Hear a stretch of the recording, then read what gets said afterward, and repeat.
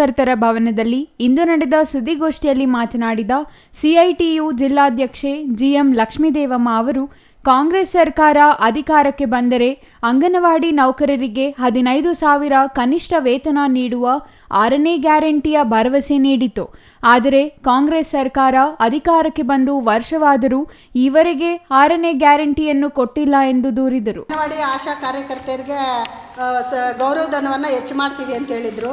ಅಂಗನವಾಡಿ ವರ್ಕರ್ಸ್ಗೆ 10,000 ಮತ್ತು ಹೆಲ್ಪರ್ಸ್ಗೆ ಸಹಾಯ 15,000, ಹೆಲ್ಪರ್ಸ್ಗೆ 10,000 ಕೊಡ್ತೀವಿ ಅಂತ ಹೇಳಿದರು. ಮತ್ತು ಆಶಾ ಕಾರ್ಯಕರ್ತೆಯರಿಗೂ ಕೂಡ 10,000 ಹೆಚ್ಚು ಮಾಡ್ತೀವಿ ಅಂತ ಹೇಳಿದರು. ಆದರೆ ಯಾವುದನ್ನು ಕೂಡ ಮಾಡಿಲ್ಲ. 6ನೇ ಗ್ಯಾರಂಟಿಯಲ್ಲಿ 6ನೇ ಗ್ಯಾರಂಟಿ ಜಾರಿ ಮಾಡಬೇಕು ಅಂತ ಒತ್ತಾಯ ಮಾಡ್ತೀವಿ. ಅಂಗನವಾಡಿ ನೌಕರರನ್ನು ಇಲಾಖೆಯ ಕೆಲಸಗಳಿಗಷ್ಟೇ ಅಲ್ಲದೆ ಮಾತೃವಂದನಾ, ಚುನಾವಣೆ ಕಾರ್ಯಗಳು ಸೇರಿದಂತೆ ವಿವಿಧ ಇಲಾಖೇತರ ಕೆಲಸಗಳಲ್ಲಿ ತೊಡಗಿಸಿಕೊಳ್ಳಲಾಗುತ್ತಿದೆ. ಯಾವುದೇ ಗೌರವಧನವಿಲ್ಲದ ಅಂಗನವಾಡಿ ನೌಕರರು ಇಲಾಖೇತರ ಕೆಲಸಗಳನ್ನು ನಿಭಾಯಿಸಬೇಕಿದೆ ಎಂದು ಅಸಮಾಧಾನ ವ್ಯಕ್ತಪಡಿಸಿದರು. ಅಂಗನವಾಡಿ ನೌಕರರಿಗೆ ಸಮಯಕ್ಕೆ ಸರಿಯಾಗಿ ವೇತನ ನೀಡುತ್ತಿಲ್ಲ. ಅಂಗನವಾಡಿ ನೌಕರರೇ ತಮ್ಮ ಸ್ವಂತ ಹಣ ನೀಡಿ ಮೊಟ್ಟೆ, ತರಕಾರಿ ತರುವ ದುಸ್ಥಿತಿ ಎದುರಾಗಿದೆ. ಅಂಗನವಾಡಿ ನೌಕರರನ್ನು 3 ಮತ್ತು 4ನೇ ದರ್ಜೆಗೆ ನೌಕರರನ್ನಾಗಿ ಪರಿಗಣಿಸಿ ನಿಯಮ ರೂಪಿಸುವಂತೆ ಸುಪ್ರೀಂ ಕೋರ್ಟ್ ಮತ್ತು ಗುಜರಾತ್ ಹೈಕೋರ್ಟ್ ಹೇಳಿವೆ. ಆದರೂ ಸರ್ಕಾರಗಳು ಯಾವುದೇ ಕ್ರಮಕ್ಕೆ ಮುಂದಾಗಿಲ್ಲ ಎಂದು ಆರೋಪಿಸಿದರು. ಮತ್ತು ಇವತ್ತು ಕೇಂದ್ರ ಸರ್ಕಾರ ಕೂಡ 2018ರಲ್ಲಿ ನಮಗೆ ವೇತನವನ್ನು ಹೆಚ್ಚು ಮಾಡಿದಂಥದ್ದು, ಗೌರವಧನವನ್ನು 2018ರಿಂದ ಕೂಡ ಒಂದು ಸಿಂಗಲ್ ಪೈಸೆ ಕೂಡ ಹೆಚ್ಚು ಮಾಡದೆ ಇವತ್ತು ಎಲ್ಲ ಕೆಲಸವನ್ನು ಕೂಡ ನಮ್ಮ ಕೈಯಲ್ಲೇ ಮಾಡಿಸ್ತಾ ಇದ್ದಾರೆ. ಇವತ್ತು ಕೇಂದ್ರ ಸರ್ಕಾರದ ಅಂದರೆ ನಮ್ಮ ಇಲಾಖೇತರ ಕೆಲಸಗಳು, ಇಲಾಖೆ ಕೆಲಸಗಳಲ್ಲ, ಇಲಾಖೇತರ ಕೆಲಸಗಳು, ಚುನಾವಣೆ ಕೆಲಸ ಇರ್ಬೋದು, ಮತ್ತು ಈ ಮಾತೃವಂದನಾ ಕೆಲಸ ಇರ್ಬೋದು, ಈ ಬೇರೆ ಬೇರೆ ರೀತಿಯಾಗಿರುವಂಥ ಆರೋಗ್ಯ ಪೌಷ್ಟಿಕ ಶಿಬಿರದ ಸರ್ವೆಗಳಿರ್ಬೋದು, ಈ ಎಲ್ಲವನ್ನೂ ಕೂಡ ಮಾಡಿಸ್ತಾ ಇದ್ದಾರೆ. ಆದರೆ ಒಂದು ಸಿಂಗಲ್ ಪೈಸೆ ಹಣ ಹೆಚ್ಚು ಮಾಡಿಲ್ಲ. ಇವತ್ತು ಬಜೆಟಲ್ಲಿ ಕೂಡ ಪ್ರತಿ ವರ್ಷ ಕೂಡ ಕಡಿತ ಮಾಡ್ತಾ ಬಂದಿದ್ದಾರೆ. ಆದ್ದರಿಂದ ಇವತ್ತು 6 ತಿಂಗಳಾದರೂ, ಮೊನ್ನೆ ಲಾಸ್ಟ್ ಮಂತ್ವರೆಗೂ ಕೂಡ ಬಜೆಟ್ ರಿಲೀಸೇ ಆಗಿರಲಿಲ್ಲ. 4 ತಿಂಗಳಿಂದ ಒಂದೇ ಒಂದು ಸಿಂಗಲ್ ಪೈಸೆ ಗೌರವಧನ ಇಲ್ಲದೆ ನಾವು ಕೆಲಸ ಮಾಡ್ತಾಯಿದ್ವಿ.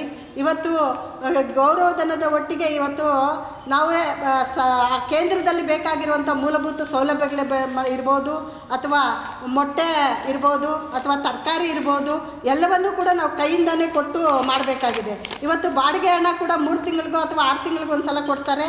ಪ್ರತಿ ತಿಂಗಳು ಕೊಡಲಿಲ್ಲ ಅಂತಂದರೆ ಅವರು ನಾವೆತ್ತ ಆಚೆಗೆ ಹಾಕ್ತೀವಿ ಅಂತಾರೆ. ಅಂಗನವಾಡಿ ಸಾಮಾನುಗಳನ್ನು ಆಚೆ ಹಾಕ್ತೀವಿ ಅಂತಾರೆ. ಇಂಥ ಸಂದರ್ಭದಲ್ಲಿ ಪ್ರತಿಯೊಂದು ನಾವು ಕೈಯಿಂದ ಬರೆಸುವಂಥ ಪರಿಸ್ಥಿತಿ ಇದೆ.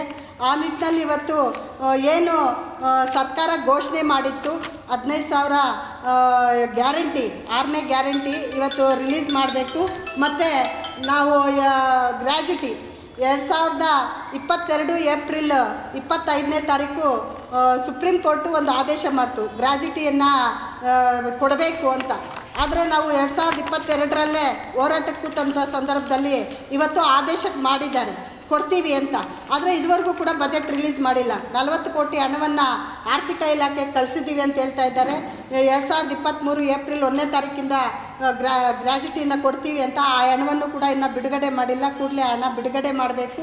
ಈ ಎಲ್ಲ ಬೇಡಿಕೆಗಳ ಈಡೇರಿಕೆಗೆ ಒತ್ತಾಯಿಸಿ ಡಿಸೆಂಬರ್ 17, 18ರಂದು ಸುಮಾರು 1,500ಕ್ಕೂ ಅಧಿಕ ಕಾರ್ಯಕರ್ತರೊಂದಿಗೆ ಚಿಕ್ಕಬಳ್ಳಾಪುರ ಜಿಲ್ಲಾಧಿಕಾರಿ ಕಚೇರಿ ಎದುರು 2 ದಿನಗಳ ಕಾಲ ಅಹೋರಾತ್ರಿ ಪ್ರತಿಭಟನೆ ನಡೆಸಲಾಗುತ್ತದೆ ಎಂದರು. ಸಿಐಟಿಯು ಜಿಲ್ಲಾ ಕಾರ್ಯದರ್ಶಿ ಕೆ ರತ್ನಮ್ಮ ಮಾತನಾಡಿ, ಸರ್ಕಾರ 3 ತಿಂಗಳಿಗೊಮ್ಮೆ ಮೊಟ್ಟೆ ಹಣ ನೀಡುತ್ತಿದೆ. ಇದರಿಂದ ನಾವೇ ಸ್ವಂತ ಹಣ ನೀಡಿ ಮೊಟ್ಟೆ ತರಬೇಕಿದೆ. ಸರ್ಕಾರದಿಂದ ಗುಣಮಟ್ಟದ ಆಹಾರ ಪದಾರ್ಥಗಳು ಸಿಗುತ್ತಿಲ್ಲ ಎಂದು ಆರೋಪಿಸಿದರು. ತುಷ್ಟಿ ಕಂಪನಿಯ ರವೆ, ಬೆಲ್ಲ, ಮಸಾಲೆ ಇತ್ಯಾದಿ ಆಹಾರ ಪದಾರ್ಥಗಳು ಗುಣಮಟ್ಟದಿಂದ ಕೂಡಿಲ್ಲ. ರವೆಯಲ್ಲಿ ಹುಳುಗಳು ಕಾಣಿಸಿಕೊಳ್ಳುತ್ತಿವೆ. ಮಸಾಲೆಯನ್ನು ಹಾಕಿದರೆ ಮಕ್ಕಳು ಊಟ ಮಾಡುತ್ತಿಲ್ಲ. ರಾಜ್ಯಾದ್ಯಂತ ಏಕಮಾದರಿಯ ಆಹಾರ ಪದಾರ್ಥಗಳನ್ನು ವಿತರಣೆ ಮಾಡಲಾಗುತ್ತಿದೆ.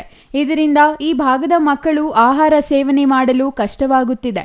ಸರ್ಕಾರ ಈ ಹಿಂದಿನ ಮಾದರಿಯಲ್ಲಿಯೇ ಜಿಲ್ಲಾಧಿಕಾರಿಗಳ ನೇತೃತ್ವದಲ್ಲೇ ಆಹಾರ ಪದಾರ್ಥಗಳನ್ನು ವಿತರಣೆ ಮಾಡಬೇಕೆಂದು ಒತ್ತಾಯಿಸಿದರು.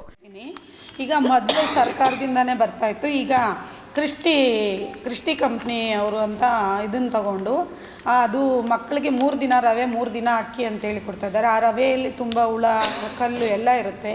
ಆಮೇಲೆ ನಮ್ಮ ಆಹಾರ ಪದ್ಧತಿ, ನಮ್ಮ ವಲಯವಾರು, ನಮ್ಮ ಹಳ್ಳಿ ಮಟ್ಟದಲ್ಲಿ ಆ ಥರದ ಆಹಾರ ಮಕ್ಕಳು ಇಷ್ಟಪಟ್ಟು ತಿನ್ನೋದಿಲ್ಲ. ಹಾಗಾಗಿ ಮಕ್ಕಳ ಪೇರೆಂಟ್ಸೂ ಫಲಾನುಭವಿಗಳೂ ತಿನ್ನಲ್ಲ, ನಮ್ಮ ಮಕ್ಕಳು ಹೊಟ್ಟೆ ನೋವುತ್ತೆ ರವೆ ಅಂತೇಳಿ ಗಲಾಟೆ ಮಾಡ್ತಾರೆ. ಹಾಗಾಗಿ ಪಾಪ ಮಕ್ಕಳನ್ನ ನಾವು ಬೆಳಗ್ಗೆ 9:30 4 ಗಂಟೆವರೆಗೂ ಕೇಂದ್ರದಲ್ಲಿ ಇರಿಸ್ಕೋಬೇಕು ಅಂದರೆ ಅವ್ರಿಗೆ ಇಷ್ಟ ಆಗುವಂಥ ನಮ್ಮ ವಲಯವಾರು ಪದ್ಧತಿಯಲ್ಲಿ ಯಾವ ಆಹಾರ ಇದೆ ಅದು ಕೊಟ್ಟರೆ ಮಕ್ಕಳಿಗೆ ಉತ್ತಮ ಅಂಥೇಳಿ ನಾವು ಸುಮಾರು ಬೇಡಿಕೆಗಳನ್ನು ಇಟ್ಟಿದ್ದೀವಿ ಹೋರಾಟಗಳಲ್ಲಿ. ಆದ್ರೂ ಅದು ಸರ್ಕಾರ ಗಮನ ಹರಿಸಲಿಲ್ಲ. ಸುದ್ದಿಗೋಷ್ಠಿಯಲ್ಲಿ ಸಿಐಟಿಯು ಜಿಲ್ಲಾ ಘಟಕದ ಖಜಾಂಚಿ ವೆಂಕಟಲಕ್ಷ್ಮಮ್ಮ, ಲಕ್ಷ್ಮಮ್ಮ, ಮಂಜುಳಾ, ಸುಜಾತ, ಭಾಗ್ಯಲಕ್ಷ್ಮಮ್ಮ ಹಲವರು ಹಾಜರಿದ್ದರು. Nandakumar, CTV news.